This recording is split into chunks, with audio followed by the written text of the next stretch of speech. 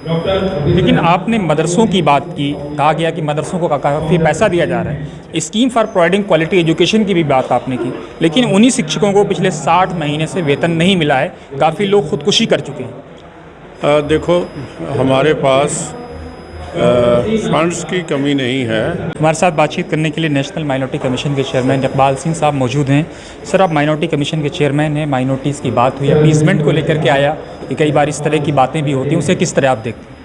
देखो, यहाँ माइनॉरिटीज़ की एजुकेशन की बात हो रही है। सरकार करोड़ों नहीं अरबों रुपए खर्च रही है इसलिए कि हर शख्स को एजुकेशन मिले, एम्प्लॉयमेंट मिले और वो इस काबिल हो कि वो अपना रोज़गार खुद कर सके। सो देश तभी तरक्की करेगा अगर हर आदमी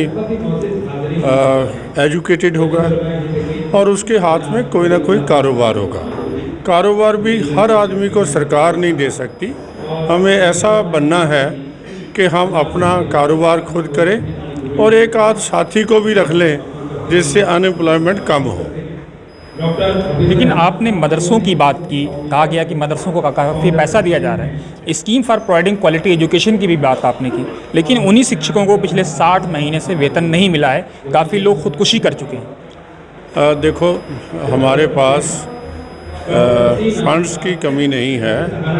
कई जगह कुछ हो सकता है कि क्योंकि the money is distributed through the state governments, और कहाँ ये है ऐसी चीज़, इसको हम विचार करेंगे और देखेंगे कि हर पैसा, क्योंकि जो the money we spend is simply कि हमारे पास पैसा होता है उतना ही हम उसको मंजूर करते हैं।